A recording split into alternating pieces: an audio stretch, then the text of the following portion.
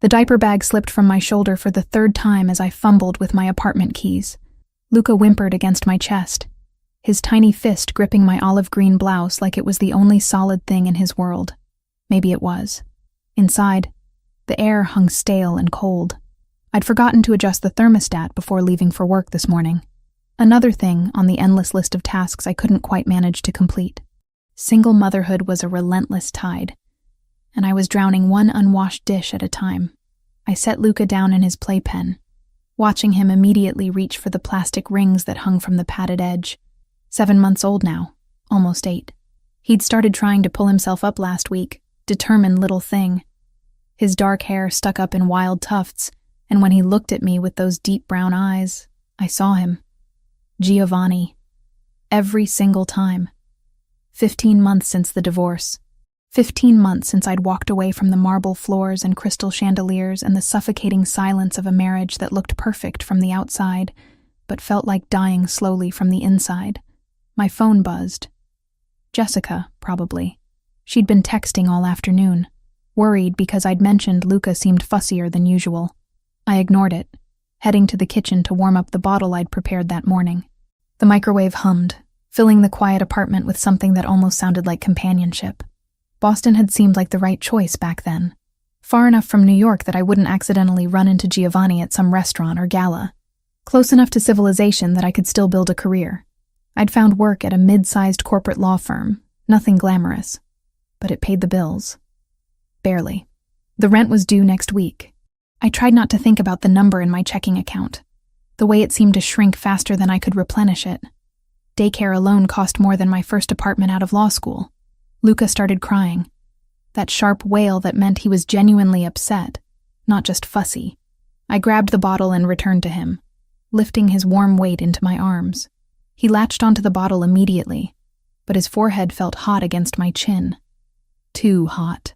I pressed my lips to his temple, the way my mother used to check my temperature when I was young, before the accident. Before I became an orphan at 24 and had to figure out how to be an adult without a safety net. Luca was burning up. "It's okay, baby," I murmured, carrying him to the bathroom. "Just a little fever. We'll get you some medicine." But even as I said it, dread coiled in my stomach. I'd given him infant acetaminophen 2 hours ago. It should have brought the fever down by now. The thermometer beeped. 103.2 degrees Fahrenheit. My hands shook as I pulled out my phone, Googling symptoms with one hand while cradling Luca with the other. Every result seemed worse than the last. Meningitis, sepsis, brain damage from prolonged high fever. I called the pediatrician's office. Voicemail. Of course. It was past 6 on a Friday evening. Jessica's name appeared on my screen again. I answered this time. "Lauren, I've been trying to reach you. Is everything okay? Luca has a fever. 103.2. I don't know what to do." My voice cracked, betraying the panic I'd been trying to suppress. "Take him to the ER. Now. Don't wait." She was right. I knew she was right. But the thought of the hospital bills, the co-pays I couldn't afford, the questions they might ask about his father, about why I was doing this alone, it all pressed down on me like a physical weight. "Lauren, are you listening? Take him now." "Yeah, okay, I'm going." I grabbed the diaper bag again, shoved in extra clothes for Luca, his favorite stuffed rabbit with one ear that he'd chewed until it was gray and damp. My wallet, insurance card, keys. The elevator in my building was broken again. I took the stairs, counting each one, focusing on the physical effort to keep the fear at bay. 4 flights. Luca's cries had quieted to a weak whimper that scared me more than the wailing. Outside, Boston's October night had turned vicious. The temperature had dropped since I'd come home, and the sky opened up just as I reached my car. Heavy, cold rain that soaked through my blouse in seconds. I strapped Luca into his car seat with trembling fingers, checking twice that it was secure. His eyes were half closed now, his little body limp. That wasn't right. He should be fighting, crying, doing something other than this terrible stillness. "Stay with me, Luca. Please stay with me." The hospital was 12 minutes away. I made it in 8, running 2 red lights and not caring about the consequences. Let them give me tickets. Let them arrest me. None of it mattered if Luca wasn't okay. The emergency room entrance glowed harsh and bright against the stormy darkness. I ran through the automatic doors, rain still streaming down my face, mixing with tears I hadn't realized I was crying. I need help. My son, he has a high fever, and he's not responding normally. The triage nurse took one look at Luca and called for immediate assistance. Suddenly we were surrounded by people in scrubs, asking questions I could barely process. Age, weight, medical history, allergies. Is the father present? Someone asked. I froze. The question I'd been avoiding for 15 months, the lie I'd been living, it all came crashing down in that sterile hospital corridor. No, it's just me. They whisked Luca away through double doors I wasn't allowed to pass. A kind-faced woman in purple scrubs guided me to a small room with harsh lighting and plastic chairs that had been sat in by too many desperate people before me. Someone will be with you shortly to get more information. Try to stay calm. Stay calm. As if that was possible when my entire world was 7 months old and burning up somewhere beyond those impenetrable doors. I collapsed into one of the chairs, my wet clothes leaving dark patches on the plastic. My phone buzzed again. Jessica checking in. I couldn't bring myself to answer. What would I even say? The minutes stretched like taffy, elastic and endless. I stared at the motivational poster on the wall, something about hope and healing, and wanted to rip it down. Hope didn't pay medical bills. Hope didn't cure mysterious fevers. Hope was a luxury I'd lost somewhere between the divorce and this moment. A doctor appeared, young, tired-looking, with kind eyes behind wire-rimmed glasses. Ms. Grant, I'm Dr. Sullivan. Your son is stable for now, but we need to run some tests. His fever is concerning, and given his age and symptoms, we want to rule out some serious infections. What kind of infections? Meningitis is our primary concern. We'll need to do a lumbar puncture. The room tilted. A spinal tap? It's the only way to know for certain. But I need you to authorize the procedure, and I need complete medical history, particularly his father's. Does he have any history of immune disorders, genetic conditions, anything we should know about? Giovanni's face flashed in my mind. Strong jaw, dark eyes that missed nothing, the scar on his chin from a fight he'd never explained. I knew almost nothing about his medical history. He'd never shared that kind of vulnerability with me. Never let me pass the carefully constructed walls he'd built around himself. I don't know, I admitted. His father and I aren't in contact. Is there any way to reach him? This could be crucial. Blood type alone might help us. And if there are any genetic factors we should be aware of, we need that information. My throat closed. For 15 months, I'd kept Luca's secret. Told myself it was for the best. Giovanni had made it clear he didn't want children. Had shut down every conversation I'd tried to have about our future. When I'd discovered I was pregnant a month after the divorce was finalized, I'd been standing in a new apartment in a new city, starting a new life. Telling him had seemed like surrendering that fresh start, like giving him power over me again. But this wasn't about me. This was about Luca.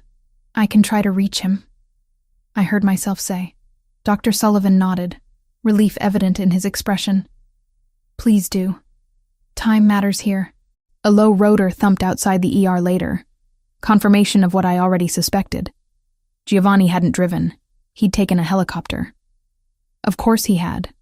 We'll begin preparations for the lumbar puncture, but having his medical history could change our entire approach. He left me alone again. I pulled out my phone, staring at the blank screen like it was a weapon that could destroy everything I'd carefully built. I didn't have Giovanni's number anymore. I'd deleted it the day I moved to Boston, a symbolic gesture that had felt empowering at the time. But I knew someone who would. My old attorney had handled the divorce. She'd have his contact information in the case files. It was past 7 now. She wouldn't be in her office, but I had her cell phone number, saved for emergencies. This qualified. She answered on the 4th ring. Lauren? Is everything okay? I need Giovanni's phone number. It's an emergency. There was a pause. Lauren, I don't think that's a good idea. The divorce was contentious enough without reopening. My son is in the hospital. They need his father's medical history, please. Another pause, longer this time. Then, give me 5 minutes. I'll text it to you. Those 5 minutes felt like drowning. I paced the small room. 7 steps one way, 7 steps back, counting them over and over to keep my mind from spiraling into all the ways this could go wrong. The text came through. A number I'd once known by heart, had seen light up my phone with promises he'd never kept, plans he'd cancel at the last minute, apologies that meant nothing because the pattern never changed. I stared at it for a full minute before my fingers started dialing. Each number felt like stepping off a cliff. No way back. Only the terrifying freefall ahead. It rang once. Twice. 3 times. Then his voice, deeper than I remembered, rough with something that might have been sleep or irritation. Who is this? I'd rehearsed this moment 1,000 times in my head. Different versions of this conversation where I was strong, collected, in control. Every single version shattered the moment I heard him speak. Giovanni, it's Lauren. I need to tell you something. Silence stretched across the line, thick and dangerous. I could hear him breathing, controlled but alert. Giovanni had always been like that. Instantly awake, instantly aware. It was one of the things that had terrified me during our marriage. The way he could shift from sleep to fully conscious in a heartbeat, like a predator sensing threat. Lauren. My name on his lips sounded wrong after so long. Familiar and foreign all at once. How did you get this number? That doesn't matter. I need your medical history, right now. Excuse me?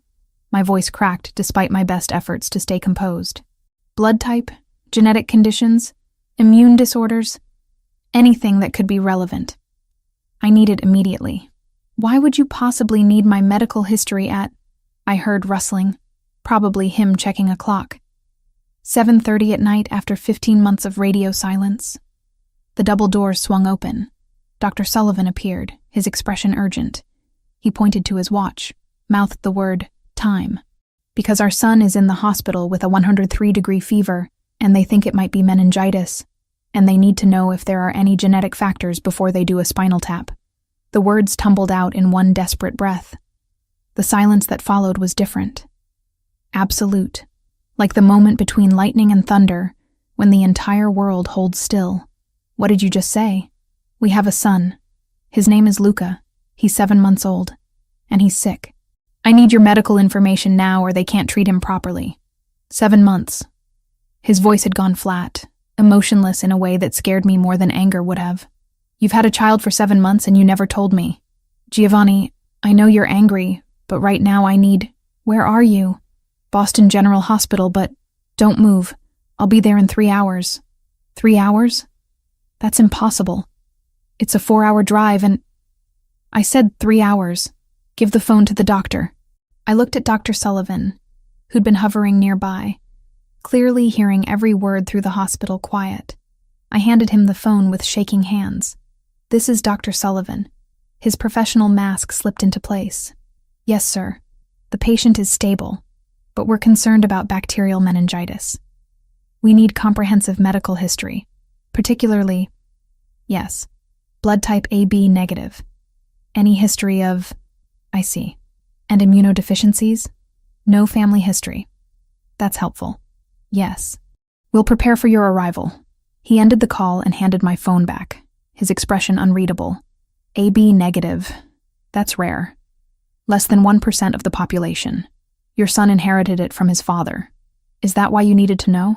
It could affect treatment protocols and blood product availability if we need transfusions. Mr. Moretti was very thorough. He also mentioned he's bringing his own medical team. His own team? Dr. Sullivan's gaze sharpened slightly. Ms. Grant, who exactly is your ex-husband? I opened my mouth and closed it again. How did I explain Giovanni? Successful businessman was technically true, but laughably inadequate. Dangerous man involved in things I'd never fully understood. More accurate, but not something you said to a doctor in a hospital. He's well connected. He has resources. Clearly. Dr. Sullivan made a note on his tablet. In the meantime, we're moving forward with the lumbar puncture. The medical history he provided gives us better parameters to work with. You can see Luca for a few minutes before we begin the procedure. But then you'll need to wait outside. He led me through a maze of hallways to a small pediatric room where Luca lay in a hospital crib, looking impossibly tiny, surrounded by monitors and IV lines. Someone had changed him into a hospital gown, decorated with cartoon animals that would have been cheerful in any other context. His eyes were closed, his breathing shallow but steady. The fever had left his cheeks flushed, his hair damp with sweat. I reached through the crib bars and took his small hand, his fingers instinctively curling around mine even in sleep. "I'm sorry," I whispered. "I'm so sorry, baby. I should have told him from the beginning.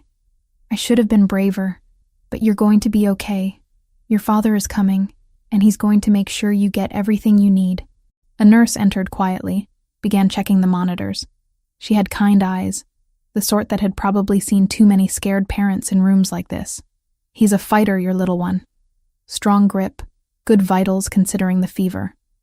We'll take good care of him. Thank you. You should try to rest while you can. Once your husband arrives, it sounds like things might get complicated." "Ex-husband," I corrected automatically.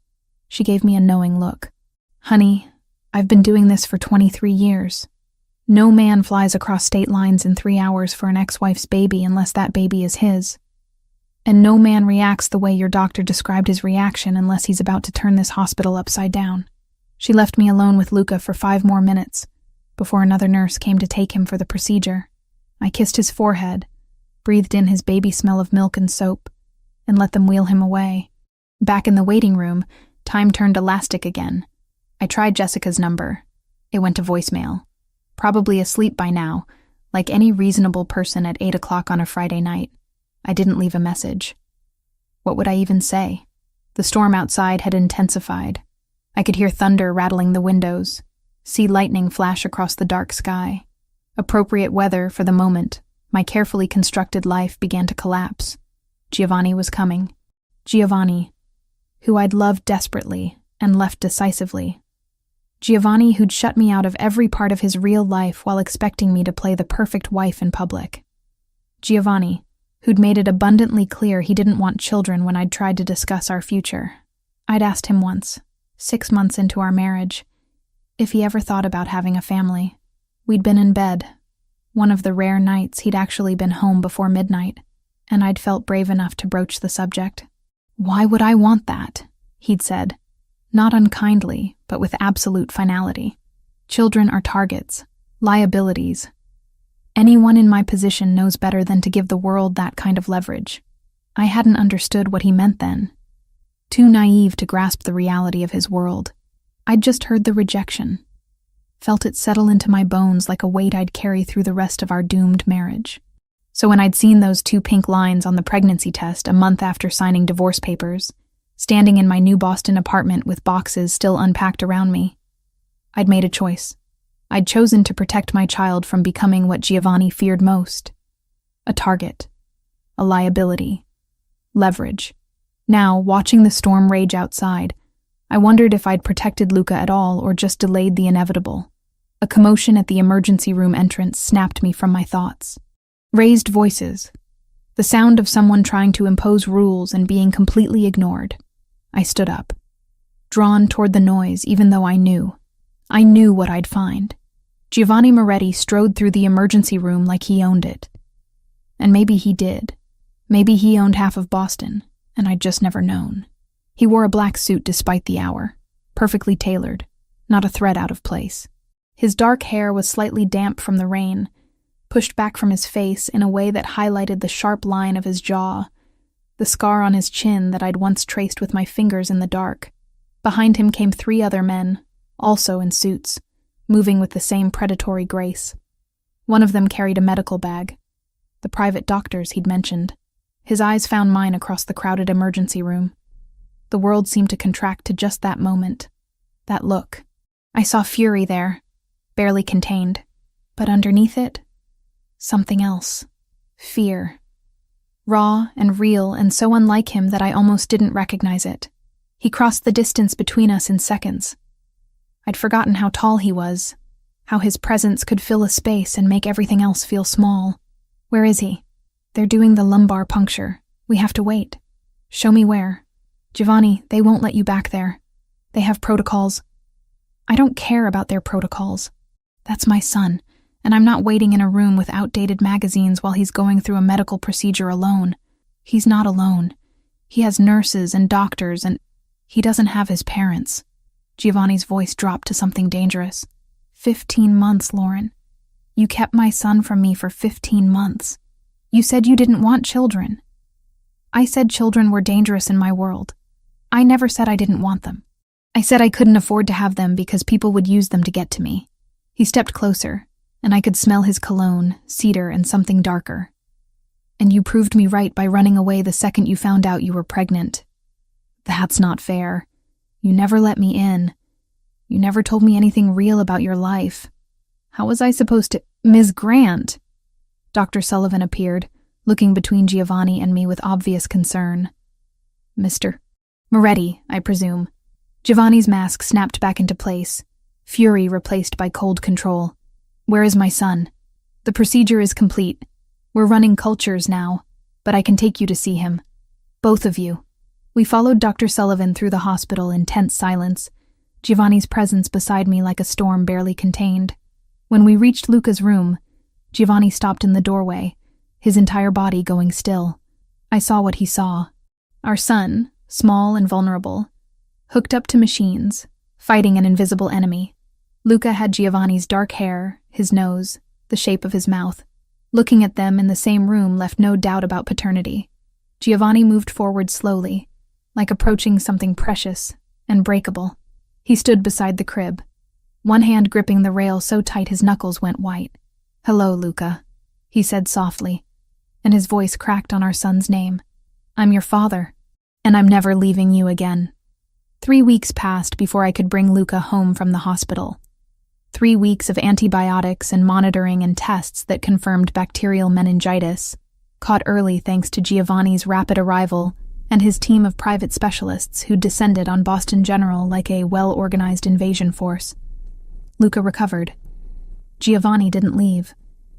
He'd taken a suite at the Four Seasons, 5 blocks from my apartment, and appeared every single morning at 7 o'clock sharp with coffee I hadn't asked for, and a determination I couldn't fight.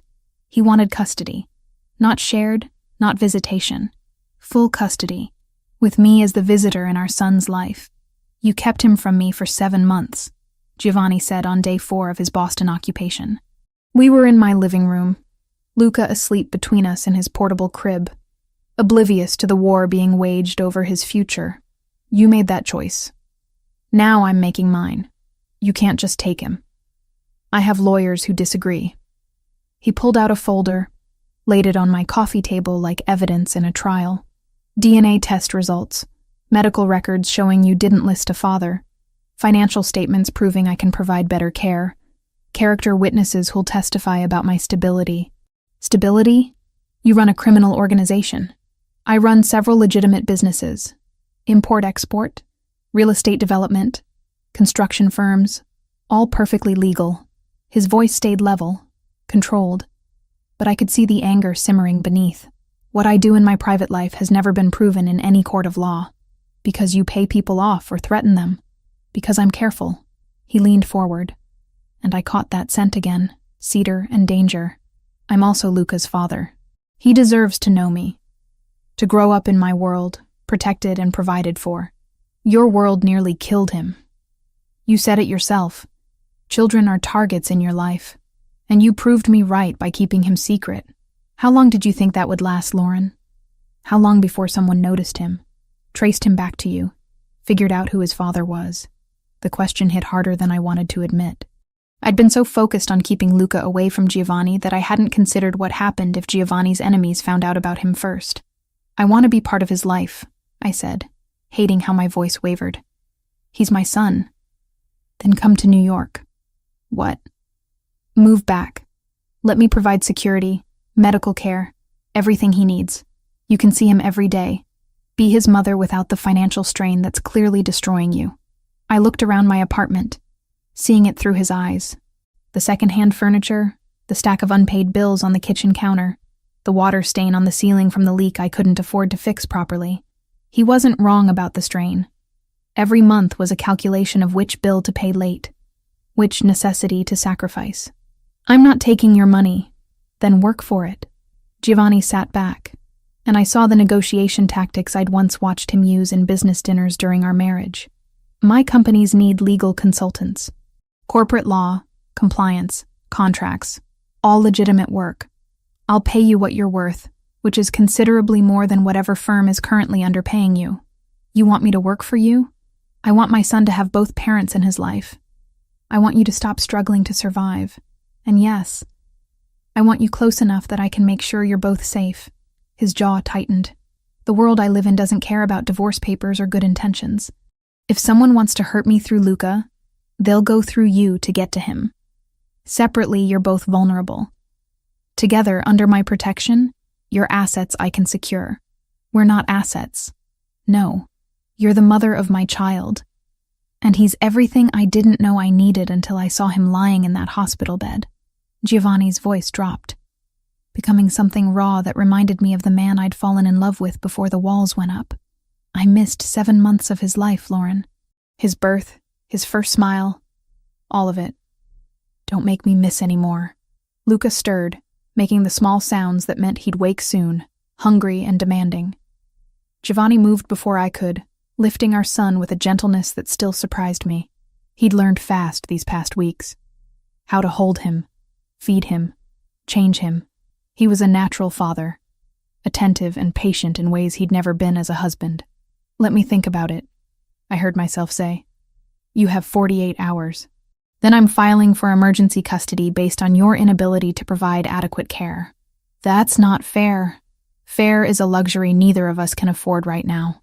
He settled Luca against his shoulder, swaying slightly in that instinctive rhythm parents learn. I'm protecting our son. If you can't see that, you're not thinking clearly. He left with Luca still in his arms, taking him for a walk to let me rest. It was something he'd started doing, giving me breaks I desperately needed but resented accepting. Each kindness felt like another link in a chain binding me back to him. I called Jessica the moment the door closed. He wants me to move to New York. Absolutely not. Her response was immediate and fierce. Lauren, you left for a reason. Don't let one emergency erase 15 months of healing. What if he's right? What if Luca is safer with Giovanni protecting him? Safer from what? Giovanni is the danger. You know what he is, what he does. I know he loves Luca. Saying it out loud made it real, undeniable. I see it every time he looks at him. He's not faking that. Jessica sighed, the sound of someone who'd watched her best friend make this mistake before. Love doesn't cancel out danger. It just makes the danger harder to see. But I was already seeing beyond the danger to the possibilities. Luca with the best medical care, the best schools, never worrying about rent or food, or whether I could afford new clothes when he outgrew the old ones. And yes, there was another thought I wouldn't admit to Jessica. Giovanni and I, together again, but different this time. Partners instead of strangers wearing wedding rings. I spent 2 days researching. Not just Giovanni's legitimate businesses, but everything else. The Cartel de Sinaloa he'd mentioned casually one afternoon, describing a territorial dispute that had been simmering for 2 years. The Russian organizations he'd negotiated truces with, the network of families and alliances that made up his world. That's when I found the FBI field office number, listed publicly for tips and information. I dialed it from a burner phone I'd bought with cash, keeping my voice steady as I reported unusual activity I'd witnessed near the Boston docks. Men speaking Spanish, watching shipping containers. I gave dates and times, descriptions generic enough to be useful without revealing how I knew.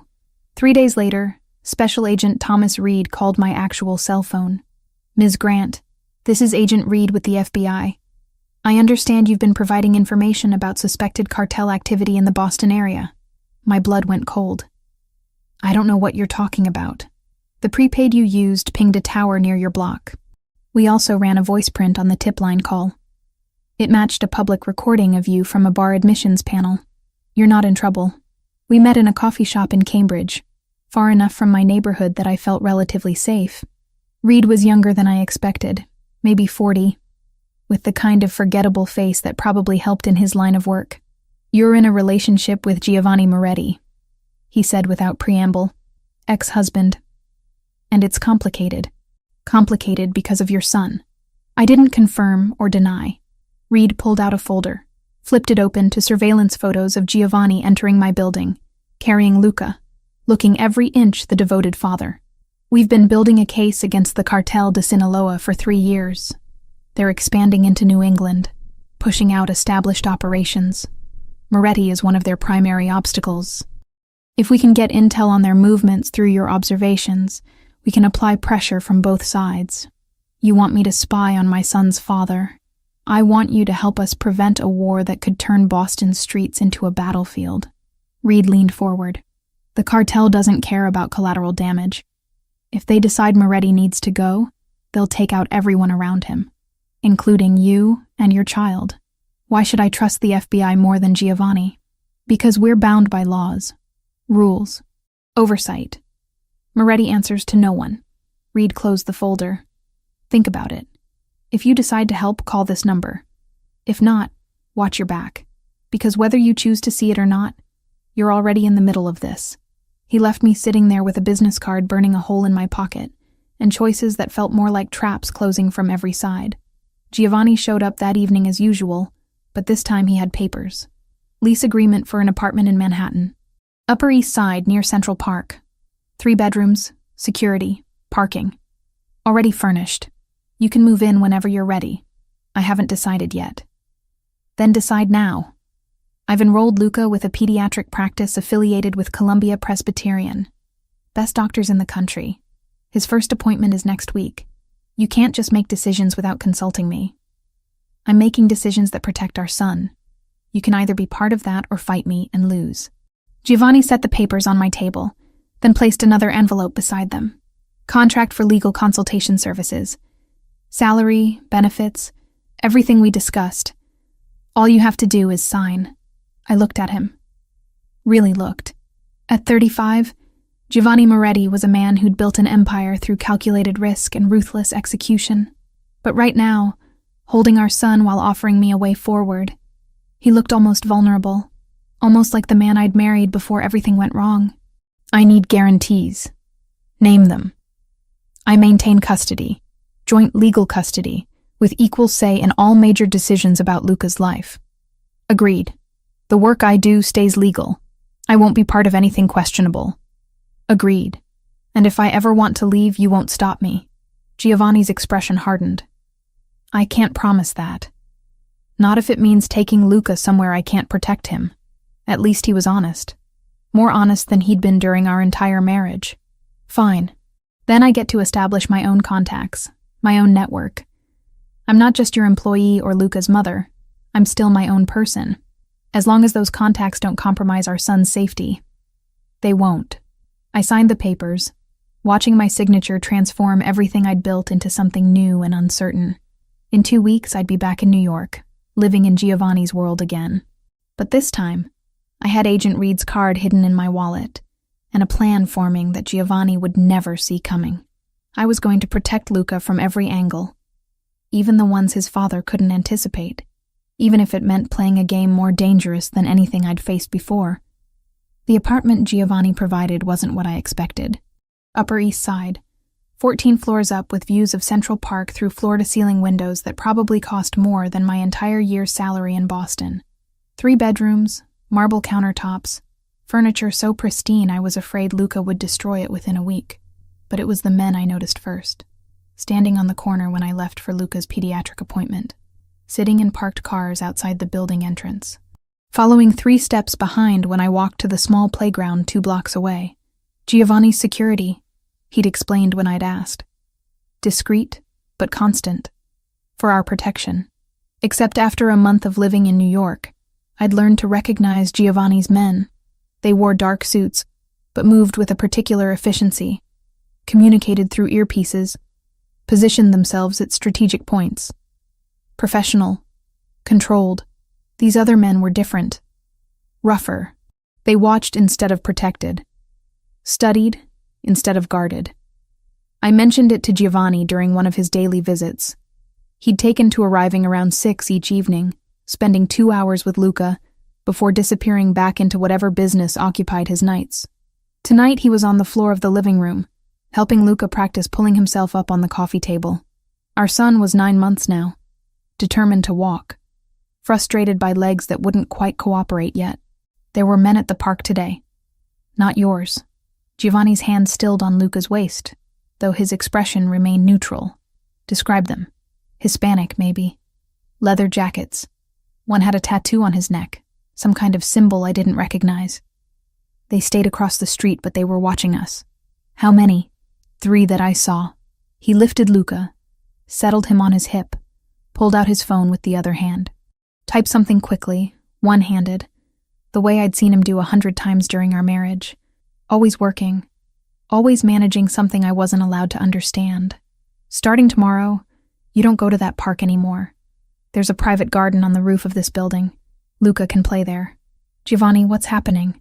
He looked at me then, and I saw calculation behind his eyes, weighing how much to tell me, how much truth I could handle.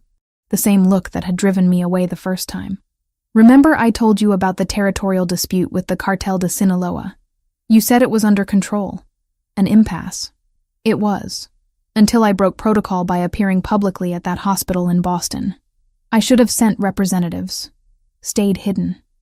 Maintained the separation between my public life and private operations. His jaw tightened. But my son was dying and I didn't think. I just acted. Luca grabbed Giovanni's nose, giggling at the game he'd invented of trying to pull his father's face apart.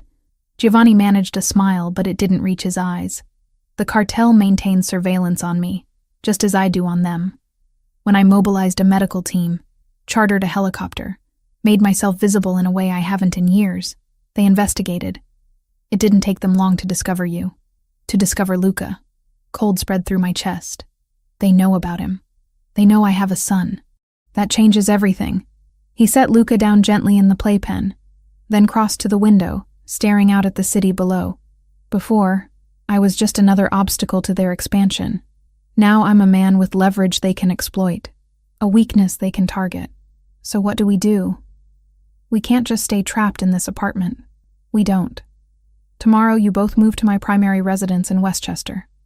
40 acres, complete security system, guards I've personally vetted. It's the safest location I have. You want me to live with you?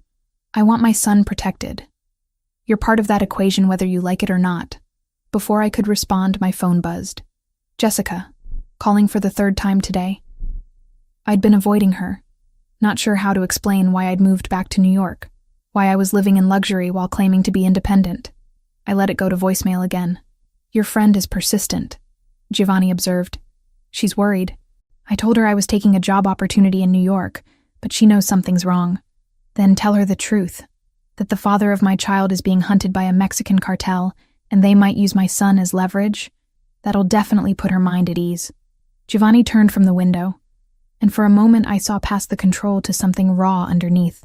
Fear, maybe, or fury so carefully contained it looked like ice. I never wanted this for him. For you. It's why I kept you away from my real life during our marriage. Why I shut you out instead of letting you in. Because the moment you became part of my world, truly part of it, you became a target. You're telling me this now? I'm telling you this because you deserve to know what you're walking into. Moving to Westchester isn't just changing apartments. It's accepting that your life is permanently entangled with mine. That Luca will grow up behind walls and security cameras. That normal isn't an option anymore. I looked at our son, happily chewing on a plastic ring, oblivious to the danger circling him like sharks sensing blood in water. I thought about Agent Reed's card hidden in my wallet, about the choice I'd already made to play both sides of this war. When do we leave? Tomorrow morning. I'll have everything arranged. That night, after Giovanni left, I called Jessica back. She answered on the first ring. Finally, I was about to drive to New York and hunt you down myself. I'm sorry. Things have been complicated. Complicated how? Lauren, you disappeared from Boston, moved to New York, and you're being weirdly vague about everything. What's going on? I wanted to tell her, wanted to unload every terrifying detail onto my best friend and let her help me figure out what to do. But the words stuck in my throat, trapped by the knowledge that the more she knew, the more danger she'd be in. Giovanni and I are trying to co-parent. It's messy and strange, and I'm figuring it out as I go. Are you safe? The question hit harder than it should have. Was I safe? I was living in a gilded cage, surrounded by guards, preparing to move to a fortified estate because drug cartels wanted to hurt the father of my child. Safe seemed like a concept from another lifetime. I'm fine. Luca's fine. I promise. You're a terrible liar, Lauren Grant. Always have been. I know. But right now, this is all I can give you. She sighed. That particular sound of frustrated acceptance. Okay. But I'm here if you need me. Whatever's happening, whenever you're ready to talk, I'm here. After we hung up, I sat in the dark living room, watching the city lights blur through tears I hadn't realized were falling. Tomorrow I'd move into Giovanni's world completely. Tomorrow I'd become what I'd fled from 15 months ago. But tomorrow I'd also keep my son safe. And that was all that mattered. The next morning arrived too quickly. Giovanni's men loaded our belongings into black SUVs with tinted windows, while I dressed Luca in warm clothes for the November chill. He babbled happily, treating the commotion like an adventure. The drive to Westchester took 45 minutes through morning traffic. I watched the city give way to suburbs, then to estates hidden behind stone walls and iron gates. Giovanni's property appeared suddenly, the gate sliding open before our vehicle even stopped. Security so seamless it was invisible until you looked for it. The main house was massive, stone and glass and modern lines that somehow looked both imposing and elegant. Nothing like the Manhattan penthouse we'd shared during our marriage. This was a fortress disguised as a home. Giovanni was waiting on the front steps, having driven separately. He opened my door personally, lifted Luca from his car seat with practiced ease. "Welcome home," he said, and I hated how the words made something in my chest ache with a longing I thought I'd buried. Inside, the house was all clean lines and expensive minimalism, but there were touches I recognized from our marriage. The painting he'd bought at an auction in Milan. The coffee table we'd picked out together in the brief period when he'd let me help decorate our shared space. I had a room prepared for Luca on the second floor. Yours is across the hall. I assumed you'd have put me in a different wing entirely. I want him close, and you need to be close to him. His dark eyes met mine. This isn't a prison, Lauren. You have full access to everything. The security is to keep threats out, not to keep you in. But as I explored the house that afternoon while Luca napped, I saw the cameras, the reinforced doors, the panic buttons disguised as light switches. This was a beautiful prison. The walls were just made of marble instead of bars. That night, I texted Agent Reed from a burner phone I'd bought before leaving Boston. Moved to Westchester, Moretti's primary residence. Cartel confirmed surveillance. May have more information soon. His response came immediately. Be careful. You're in the center of the target now. I deleted the messages, destroyed the SIM card, and went to check on Luca. He slept peacefully in his new nursery, surrounded by monitors and guards and every protection money could buy. And I wondered if protection and prison were really that different after all. 6 weeks in Giovanni's fortress changed me in ways I didn't want to acknowledge. The nightmares started the second week. Always the same. Men with tattoos and cold eyes taking Luca from his crib while I stood frozen, unable to move or scream. I'd wake gasping, drenched in sweat, checking his nursery monitor obsessively until dawn painted the sky gray. Giovanni found me on one of those nights, curled in the hallway outside Luca's room at 3 a.m. I hadn't heard him approach, too focused on watching my son's chest rise and fall through the crack in the doorway.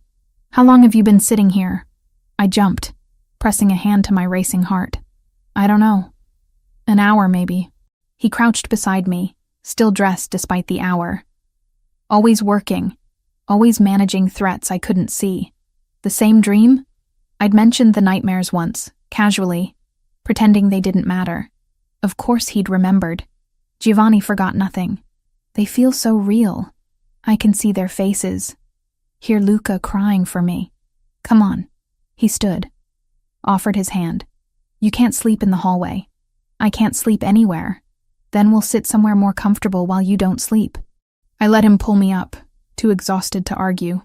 We ended up in his study, a room I'd avoided since moving in. It smelled like him, cedar and leather, and that indefinable scent that brought back memories of better nights in our marriage. He poured 2 glasses of whiskey, handed me one without asking. I took it, let the burn chase away the lingering panic from the dream. It's getting worse, I admitted. During the day, I check on him constantly. Every sound makes me think someone's breaking in. I know it's irrational. The security here it's not irrational. It's survival instinct. Giovanni settled into the chair across from me, his face half shadowed by the single lamp burning on his desk. You witnessed a real threat. Your brain is trying to protect Luca by staying hyper-alert. It's normal. Normal would be sleeping through the night. Normal died the moment you became part of my world. The bitterness in his voice surprised me. I studied him across the dim space, seeing exhaustion etched into the lines around his eyes, tension in shoulders that never fully relaxed. Do you have nightmares? I asked. Every night for the last 20 years. About what? He swirled his whiskey, watching the amber liquid catch the light. About all the things I've done, the people I've hurt, the choices that can't be undone. His eyes lifted to mine. About losing the few things that matter. The air between us felt charged, heavy with words neither of us dared speak. This was the Giovanni I'd glimpsed during our marriage, the one who existed beneath the control and calculations. Vulnerable and raw and utterly human. Why did you really shut me out? The question escaped before I could stop it. During our marriage, why didn't you let me in? Because letting you in meant making you a target. Every vulnerability I showed you was information someone could use against me. Against us. He leaned forward, elbows on his knees. My father taught me that lesson early. Love is weakness in my world. Family is liability. The moment you care about something, you give your enemies ammunition. But you have Luca now. You clearly care about him. And look what happened. The cartel discovered him within weeks.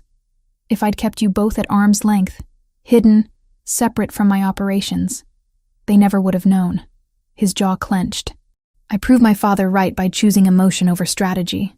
You're not your father. No, I'm worse. Because I knew better and I still couldn't stay away. Luca's cry through the baby monitor shattered the moment. I stood quickly, grateful for the interruption, for an excuse to escape the intensity of Giovanni's gaze. I'll get him. Let me. Giovanni was already moving, taking the stairs 2 at a time. I followed, watching him lift our son with a gentleness that still caught me off guard. Luca had started pulling himself up on furniture, determined little fists gripping anything stable while his legs wobbled beneath him. Hey, little man. Bad dream? Giovanni swayed slightly, that unconscious rhythm parents learn. Luca settled immediately, stuffing his thumb in his mouth. Your mother has those too. Must be genetic. Trauma, not genetics. In our family, they're the same thing. I wanted to argue but couldn't. Giovanni's world was violence disguised as business, power maintained through fear. And now Luca was part of it, whether I wanted him to be or not. Over the following weeks, I threw myself into work. The legal consultation Giovanni had offered turned out to be legitimate, complex corporate contracts for his import businesses.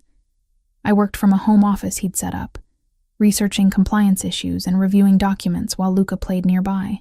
But I also continued feeding information to Agent Reed, conversations I overheard, patterns I noticed in Giovanni's schedule, mentions of territories and shipments.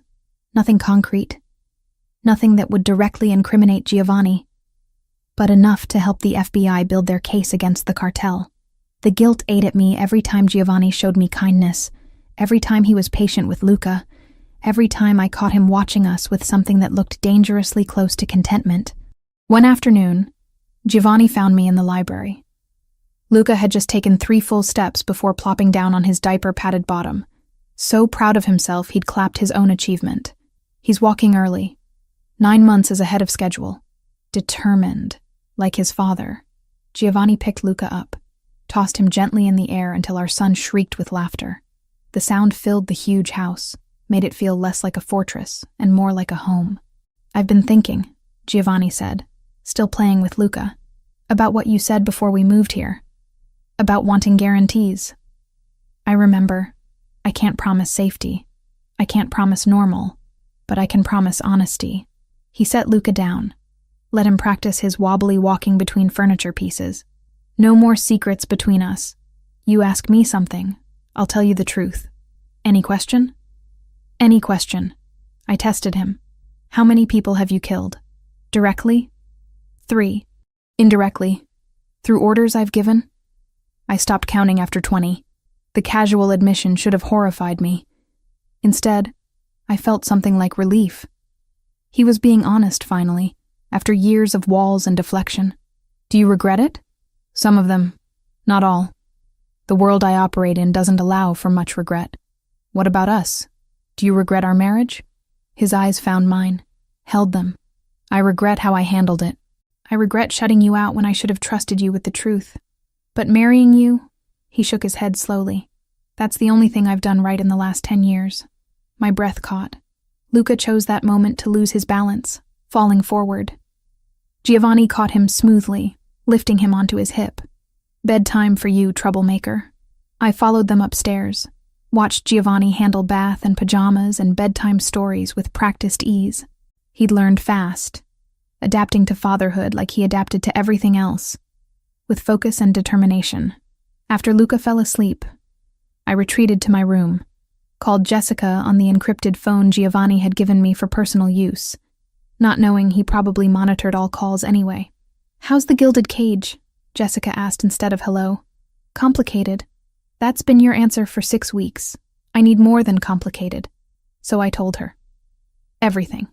The cartel, the threats, Giovanni's world, the violence simmering beneath the surface of his legitimate businesses. I told her about Agent Reed, about the information I was gathering, about the impossible position I'd put myself in. Lauren, this is insane. You need to get out. I can't. Luca is safer here than anywhere else. Is he? Or are you just telling yourself that because you're falling for Giovanni again? The accusation landed hard because it was true. I was falling, had been falling since that first night in the hospital, when he'd looked at our son with such fierce devotion. He's different than he was during our marriage. Or maybe he's just showing you the parts he kept hidden before. That doesn't mean the dangerous parts went away. I know what I'm doing. Do you? Because from here it looks like you're playing both sides. And eventually, someone's going to figure that out. When they do, being caught between the FBI and a Mafia boss isn't going to end well. After we hung up, I sat in the dark, Jessica's words echoing. She was right. I was playing a game I couldn't win, gathering information for the FBI while living under Giovanni's protection, caring for him while betraying him. A knock on my door pulled me from spiraling thoughts. Come in. Giovanni entered, stopped when he saw me sitting in darkness. Are you okay? Define okay. He crossed the room, sat on the edge of my bed, close enough to touch but leaving distance between us. Talk to me. About what? About how I'm terrified every second that something will happen to Luca? About how I don't know if I'm protecting him or endangering him by being here? About how every time you're kind to me, I remember why I loved you and hate myself for being weak? The words tumbled out unchecked, raw and honest and revealing everything I'd been trying to hide. Giovanni's hand found mine in the darkness, his fingers warm and solid. You're not weak. You're the strongest person I know. You left me when staying would have been easier. You raised our son alone when asking for help would have been simpler. You're surviving in a world that's trying to break you, and you're doing it with grace. I turned to look at him, found his face inches from mine.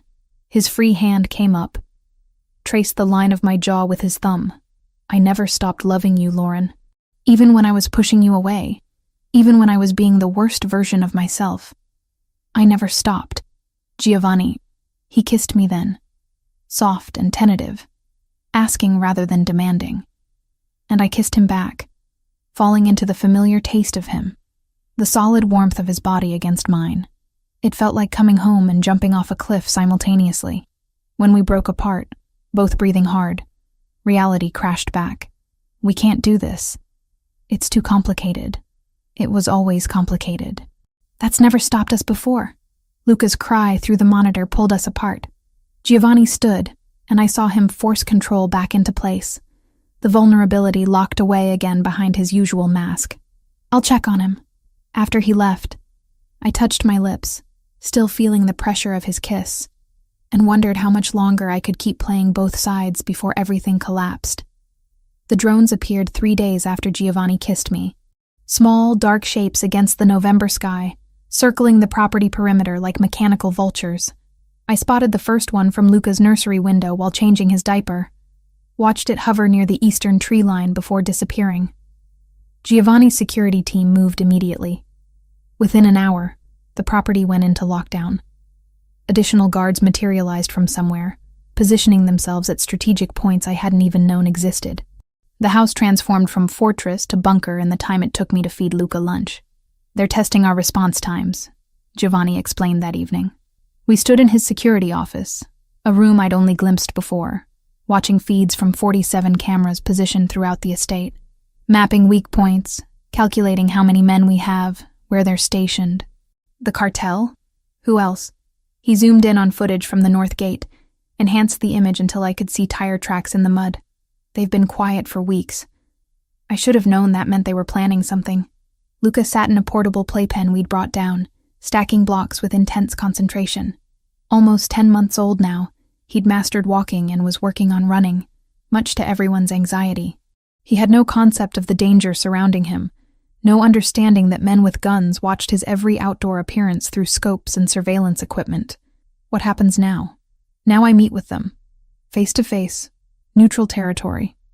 Try to negotiate before this escalates into open war. Giovanni's jaw clenched. The muscle jumping in a way I'd learned meant he was calculating odds, running scenarios. The meeting is set for next week. That's insane. You just said they're mapping the property? This could be a trap. It's definitely a trap. The question is whether I can turn it to my advantage. Over the next week, I watched Giovanni prepare with the same meticulous attention he'd once applied to legitimate business deals. He met with his most trusted people, men whose names I was learning, whose faces had become familiar. They spoke in Italian sometimes. Rapid exchanges I couldn't follow but understood were about strategy and contingencies, and who to trust if everything went wrong. I threw myself into helping the only way I could. Giovanni's import businesses were legitimate fronts, but they still required legal compliance. Contracts that would hold up under federal scrutiny. I reviewed every document, flagged potential vulnerabilities, suggested language that would protect his interests without crossing into obviously illegal territory. "You're good at this," Giovanni said one night. We were in his study, surrounded by papers, Luca asleep in his portable crib near the fireplace. Better than the lawyers I've been paying premium rates for years. Because I actually care about keeping you out of prison. "Do you?" He looked up from the contract he'd been reading, his dark eyes catching the lamplight. "Care about keeping me out of prison?" The question felt loaded with more than he was asking. I met his gaze, refused to look away even though my heart hammered against my ribs. I care about Luca having his father. The rest is complicated. Everything with us has always been complicated. He wasn't wrong. Since that kiss, we'd been dancing around each other, carefully maintaining distance while the air between us stayed charged with tension. I'd catch him watching me when he thought I wasn't looking. He'd find excuses to brush past me in hallways, his hand landing on my lower back in that possessive way that made my breath catch. But we hadn't crossed that line again. Not with so much uncertainty. Not with the cartel circling and Agent Reed waiting for information I still hadn't figured out how to provide without destroying everything. Speaking of which, Reed had been persistent. 3 encrypted messages in the past week alone, each more urgent than the last. The FBI knew about the upcoming meeting. They wanted details, location, timing, anything that would let them set up their own surveillance. I'd been stalling, claiming I didn't have access to that information. It was partly true. Giovanni kept the specifics close, sharing only what I needed to know. But I could have asked. Could have used the trust he was rebuilding with me to extract what Reed wanted.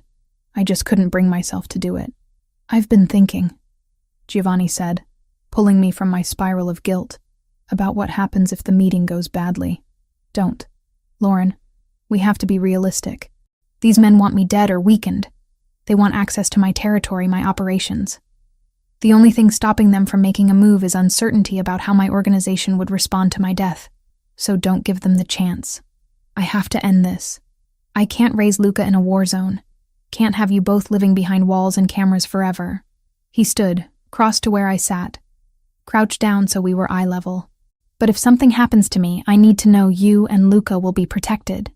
Nothing's going to happen to you. Maybe not. Probably not. But I didn't survive this long by failing to plan for worst-case scenarios. He pulled a folder from his desk drawer, handed it to me. Legal documents. Full custody to you. Trust fund for Luca. Access to accounts that will keep you comfortable for the rest of your life. Instructions for my second-in-command about your protection. My hands shook as I opened the folder, saw my name on page after page of legal text. He'd thought of everything, anticipated every possibility except the one where I couldn't imagine him gone. Giovanni, you don't have to do this now. Yes, I do. Tomorrow I meet with the cartel's leadership. Tomorrow I walk into a situation where I'm outnumbered and relying on honor among thieves to keep me breathing. Tonight, I make sure my son is protected no matter what. Luca stirred in his crib, making the small sounds that meant he'd wake soon. Giovanni went to him automatically, lifted him with the gentle competence that still caught me off guard. Our son blinked sleepily, then smiled at his father with such pure joy it cracked something open in my chest. Hey, troublemaker, did we wake you? Giovanni swayed slightly, that unconscious rhythm. Your mama and I are just talking about boring grown-up stuff. Nothing for you to worry about. But I was worried. Terrified, actually. The thought of Luca growing up without his father, of Giovanni walking into danger tomorrow and not walking back out, made it hard to breathe. Stay, I heard myself say. Tonight, stay with us. Giovanni's eyes found mine over Luca's head. Lauren, I don't want to be alone tonight. I don't want you to be alone. Whatever happens tomorrow, tonight we should be together. He nodded slowly, something raw and vulnerable crossing his face before he controlled it. Okay.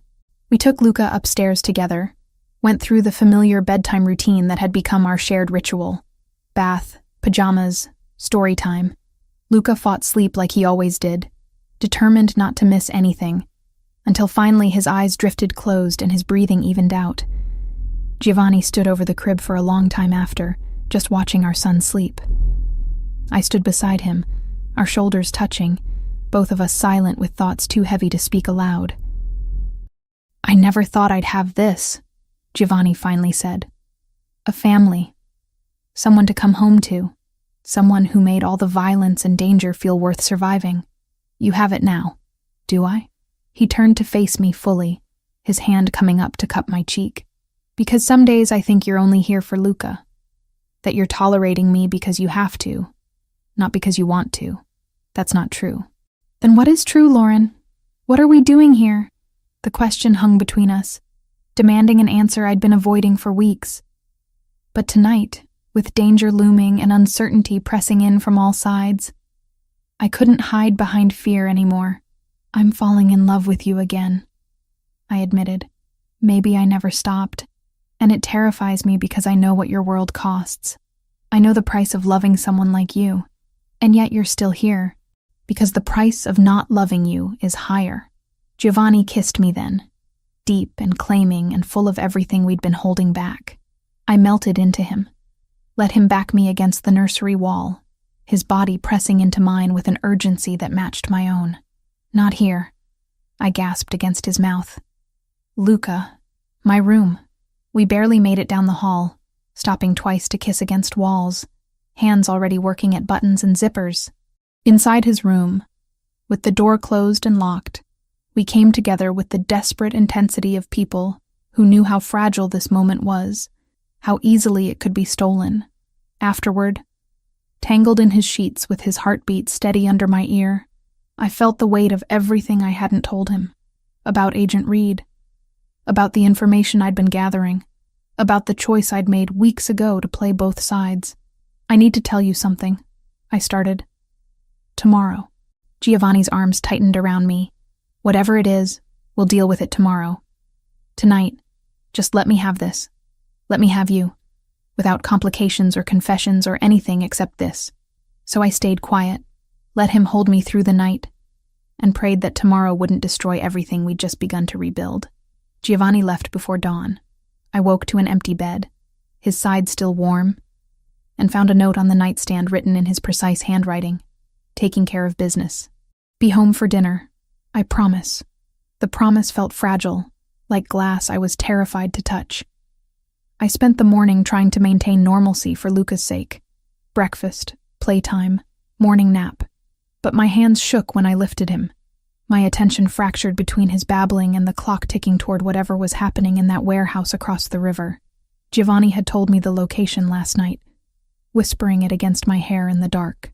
An abandoned industrial complex in Newark. Neutral ground where neither side held advantage. Or so they claimed. He'd kissed me one more time before leaving, lingering at the doorway like he was memorizing my face. By noon, I couldn't take the waiting anymore. I pulled out the encrypted phone, texted Agent Reed with trembling fingers. Meeting happening now. Newark Industrial District, warehouse complex off Route 1. Cartel and Moretti. This is it. His response came immediately. FBI already positioned.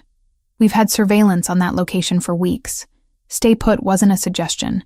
It was procedure, the kind that keeps civilians breathing. Whatever happens, stay where you are. Let us handle this. But I couldn't just sit there while Giovanni walked into an ambush. Because that's what this was. I could feel it in my bones. The cartel had been too quiet, too accommodating about meeting terms. They wanted him vulnerable, wanted him away from his fortress where they could strike. The call came at 1:15. Not Giovanni. One of his men, voice tight with controlled panic. Mrs. Moretti, there's been an incident. The boss is hurt. We're bringing him back now. You need to prepare. My vision tunneled. How bad? Gunshot wound, shoulder. He's conscious, stable, but he needs medical attention we can't provide in transit. We'll be there in 20 minutes. I moved on autopilot after that. Called the private doctor Giovanni kept on retainer, told him to get to Westchester immediately. Cleared the dining room table, laid out clean towels and medical supplies I'd learned to keep stocked. Asked one of the security guards to take Luca to the nursery, away from whatever was about to walk through that door. Then I called Agent Reed back. Giovanni's hurt. The meeting was an ambush. Your people need to move now before the cartel disappears. We're already moving. Multiple arrests in progress. Lauren, you did the right thing. This information, I don't care about that right now. Just make sure they can't hurt him again.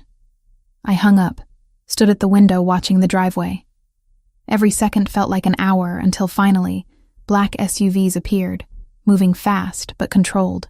They pulled up to the entrance and men poured out, surrounding a figure being half carried between two others. Giovanni, blood soaking through his shirt, face pale but set in determined lines. When he saw me standing in the doorway, something in his expression cracked. I kept my promise, he said, voice rough. I came home.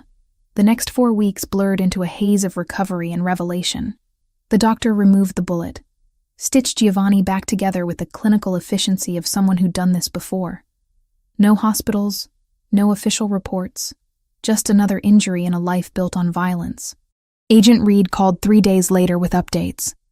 The FBI had arrested 7 members of the cartel's leadership during simultaneous raids across 3 states. The timing had been perfect, Reed explained, because Giovanni's meeting had drawn key players into one location while his information about their operations had provided targets for the other raids. Your cooperation was invaluable, Reed said. We couldn't have built this case without you. I didn't do it for you. I did it to protect my family. I know, but the result is the same. The cartel de Sinaloa's East Coast operations are crippled. They'll be fighting internal power struggles for years. They won't have time or resources to come after Moretti. After I hung up, I sat in Giovanni's study, processing what I'd done. I'd betrayed him, fed information to the FBI for months, used his trust against him. And somehow, accidentally, I'd saved his life by doing it. Giovanni found me there an hour later, moving carefully, one arm in a sling. He'd been pushing recovery, refusing to stay in bed despite doctor's orders. You're supposed to be resting. I've been resting for 3 days. I'm going insane. He lowered himself into the chair across from me, wincing at the movement. We need to talk. My heart dropped. About what? About how the FBI knew exactly when and where to strike. About how their timing was too perfect to be coincidence. His dark eyes held mine, unreadable. About Agent Thomas Reed. The floor seemed to tilt. Giovanni, I've known for 2 weeks. One of my people spotted you with him in Cambridge. I had him investigated, discovered he's FBI Organized Crime Division. Figured out what you were doing pretty quickly after that. Horror washed through me. Why didn't you say anything? Because I needed to understand your reasoning first. Needed to see if you were trying to destroy me or protect Luca. He leaned forward slowly. You were gathering information on the cartel, not on me. Every piece of intelligence you passed to Reed was about their operations, their movements. You never gave him anything that would hurt my legitimate businesses. I was trying to help. The cartel was hunting us, and the FBI had resources you didn't. You thought you could protect our son by playing both sides. Giovanni's expression softened. You were right. The arrests Reed made yesterday removed every major player who wanted me dead. The organization is in chaos. It'll be years before they're a threat again, if ever. You're not angry? I'm furious. You lied to me, betrayed my trust, put yourself in danger by working with federal law enforcement. He paused. But I also understand why you did it. You saw an option I couldn't see because my pride wouldn't let me cooperate with the FBI. You made an impossible choice to keep Lucas safe. I stood up, unable to sit still any longer. I should have told you. Should have trusted you with the truth instead of sneaking around behind your back. Yes, you should have. Giovanni rose too, crossed to where I stood. But I should have let you in during our marriage. Should have trusted you with the truth about my world instead of shutting you out. We've both made mistakes. His good arm came around me, pulling me against his chest. I could feel his heartbeat, steady and strong, alive when he could have been dead. The doctor says you'll make a full recovery. I whispered against his shirt. I always do. I'm too stubborn to die. Don't joke about that. I'm not joking. I'm promising. He tilted my chin up, forced me to meet his eyes. I can't promise a life without danger. Can't promise the world I operate in will ever be completely safe. But I can promise I'll always fight to come home to you and Luca. That I'll use every resource, every advantage, every ruthless tactic I know to survive. Because losing you again isn't an option. I was an idiot to leave you the first time. You were brave. You had standards, boundaries I wasn't willing to respect. But we're different now. I'm different. You've seen the worst of what I am, and you're still here. I'm still here because I love you. Because watching you walk out that door knowing you might not come back was the most terrifying thing I've ever experienced. Because I'd rather live in danger with you than in safety without you. He kissed me then, deep and claiming and full of promise. When we broke apart, both breathing hard, I saw something in his expression I'd never seen during our marriage. Not just love or desire, but partnership. Respect. Trust earned through fire and blood and impossible choices. Reed wants me to testify if any of the cartel cases go to trial, I said eventually. Will you? Only if you're okay with it. Only if it won't put us in more danger. Giovanni considered, his strategic mind already calculating angles. Testify. Help them build airtight cases. The more cartel leadership we keep locked up, the safer Luca is. I'll provide additional security during any trial proceedings. You're really okay with me cooperating with the FBI? I'm okay with you doing whatever keeps our family safe, even if it means working with people I'd normally consider enemies. He smiled slightly. Besides, having contacts in federal law enforcement might prove useful in the future, as long as they understand the boundaries. Over the following weeks, Giovanni healed, and our life found new equilibrium. The cartel's leadership remained in federal custody, charged with racketeering, drug trafficking, and attempted murder. The organization splintered into factions fighting for control, too busy with internal wars to threaten us. Giovanni's legitimate businesses thrived without the constant pressure of territorial disputes. I continued my legal work, now officially consulting for both his companies, and occasionally for the FBI when cases overlapped with organized crime. We weren't normal. Would never be normal, but we were together, and we were safe, and that was more than I'd ever dared hope for. One evening, I found Giovanni in Luca's nursery, watching our son sleep. Almost 11 months old now, Luca was walking everywhere, getting into everything, fearless and determined like his father. What are you thinking about? I asked quietly, about how this almost didn't happen. How I almost lost both of you because I was too proud to let you in. Giovanni's hand found mine. About how lucky I am that you gave me a second chance. We gave each other a second chance. He pulled me close, and we stood there together watching our son dream. Two people who'd survived impossible odds to build something worth fighting for. 3 months after Giovanni's recovery, I stood in the legal department of Moretti Import-Export, reviewing compliance documents for a shipment from Milan. The office was mine, positioned on the 3rd floor of his Manhattan headquarters with views of the Hudson River. Real work. Legitimate work. Building something that wouldn't crumble under federal scrutiny. Mrs. Moretti, there's a call for you on line 3. I still hadn't gotten used to being called that again. We'd remarried 6 weeks ago. A small ceremony at the Westchester estate with Jessica as my only attendant, and 5 of Giovanni's most trusted people as witnesses. No elaborate gown, or hundreds of guests this time. Just vows spoken with complete honesty, promises we both intended to keep. Jessica had flown in from Boston, meeting Giovanni properly for the first time. I'd watched her study him over dinner, searching for the monster she'd imagined from my stories. What she found instead was a man who discussed Luca's developmental milestones with genuine enthusiasm, who asked about her life with real interest, who treated me like an equal partner rather than a possession. He's not what I expected, she'd told me later, helping me prepare for the ceremony. He's still dangerous, still part of a world I don't understand. But the way he looks at you, Lauren, that's real. I know.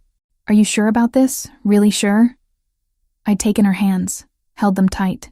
I've never been more certain of anything. Now, I picked up the phone, already smiling because I knew who it was before the caller spoke. I'm stealing you for lunch, Giovanni said without preamble. Luca wants to show you something. He's 14 months old. What could he possibly need to show me? Come home and find out. Home. The word still felt new and precious, weighted with meaning it hadn't held during our first marriage. Home wasn't just the estate in Westchester anymore.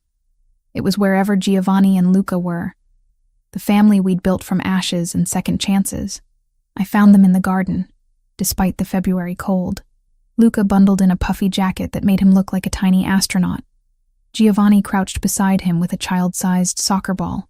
Our son kicked it with enthusiastic inaccuracy, then shrieked with laughter when it rolled away. Again, Luca demanded, his vocabulary expanding daily. Giovanni retrieved the ball, positioned it carefully. Like this, remember? Kick with the inside of your foot. Luca kicked with his toe instead, sending the ball wobbling across the grass. He chased after it on sturdy legs, fearless and determined. So much like his father, it made my chest ache. He's going to be trouble, I said, joining Giovanni. He already is. Giovanni straightened, pulled me against his side. His shoulder had healed completely, no lingering weakness from the bullet wound. Just another scar added to the collection he carried like a roadmap of survival. But he's ours. Mama. Luca abandoned the ball, ran to me with arms outstretched. I caught him, lifted him despite the growing heaviness in my belly. 4 months pregnant now, moving more carefully, but not willing to miss moments like these. You're getting so big, I told him, kissing his cold cheeks. Soon you'll have a baby brother or sister to teach soccer. Baby, Luca agreed, patting my stomach with surprising gentleness. He'd been fascinated by the pregnancy, pressing his ear against my belly to listen, talking to his unborn sibling in his own language. This pregnancy was different from the first in every way that mattered. Planned, celebrated, shared. Giovanni had been at every doctor's appointment, his hand in mine during ultrasounds, his voice steady when I'd panicked about complications or worried I couldn't love another child as much as I loved Luca. You have an infinite capacity for love, he'd told me. That's your superpower. That's what makes you strong enough to survive my world. Agent Reed had closed his investigation 2 months ago, satisfied with the convictions they'd secured. The cartel's East Coast operations remained in shambles, leadership imprisoned or dead, the organization too fractured to pose immediate threat. Reed had offered me permanent consultant status with the FBI, which I'd declined. I was done playing both sides, done with the weight of secrets. Giovanni and I had built something better, partnership based on honesty, however brutal that honesty sometimes was. He told me about his businesses, the legitimate and the questionable, trusting me to understand the difference and help maintain the boundaries. I told him my fears, my doubts, my moments of wondering if I'd made the right choice. "I never wanted this life for you," Giovanni had said during one of those vulnerable late-night conversations. "I wanted to give you safety, normalcy, everything you deserved. I wanted partnership. I wanted to be seen as your equal, not something precious to protect. You're giving me that now. That's everything." Luca squirmed to be put down, returned to his soccer practice with single-minded determination. Giovanni and I stood together watching him, my back against his chest, his arms around me, and the child growing inside me. "Do you ever regret it?" I asked, "letting me back in, taking the risk of having a family, every single day?" I turned in his arms, ready to argue, and saw the smile tugging at his mouth. "I regret every moment I wasted keeping you at arm's length during our first marriage. Every choice I made out of fear instead of love. Every day I could have had with Luca that I missed." His hand came up, traced the line of my jaw. "But regret what we have now? Never. Not for a second." The baby kicked, hard enough that Giovanni felt it through my shirt. His expression transformed into wonder, the same look he'd worn at every ultrasound, every milestone. This was a man who'd thought family meant weakness, vulnerability to exploit. Now he understood it meant strength, purpose, something worth fighting for. "Come on," I said, taking his hand. "Let's go inside before we all freeze. I'll make hot chocolate and you can read Luca his afternoon story. The one about the brave knight? He likes that one because the knight reminds him of you. The knight always wins in those stories. Real life isn't that simple." "No," I agreed, watching Luca chase his ball one more time before scooping him up. "But we're still here. We're still together. That's winning enough for me." Inside, the house that had once felt like a fortress now felt like home. Luca fell asleep during the story, exhausted from his soccer practice, his small hand curled around Giovanni's finger. We sat there long after he drifted off, neither of us willing to break the moment. Jessica called that evening, checking in like she did every week since the wedding. "How's Married Life version 2.0? "Better than the original," I admitted. "Different. Real. And you're happy?" "Genuinely happy, not just surviving." I looked across the room where Giovanni was assembling a crib for the nursery, refusing help despite my offers, determined to build something with his own hands for his second child. "I'm happy," I said, and meant it completely. After we hung up, Giovanni abandoned the crib to join me on the couch, pulling me against him with the casual possessiveness I'd learned to treasure instead of resent. "I love you," he said quietly. "I don't say it enough. But I love you more than I thought I was capable of loving anything. I know. I love you too." Outside, snow began to fall, coating the grounds in white, muffling the world beyond our walls. Tomorrow would bring new challenges, new threats Giovanni would have to navigate, new choices we'd face together. But tonight, we had this: family, truth, love built on foundation of scars and survival, and stubborn refusal to give up on each other. My phone buzzed with a text from the legal department about a contract needing review. Giovanni's buzzed with something he'd handle in the morning. Luca stirred in his crib upstairs, settling back to sleep without waking. The baby kicked again, reminding me of the future growing inside me. This was our life now. Complicated, dangerous, imperfect, but ours. And I wouldn't trade it for any version of safety that meant losing him.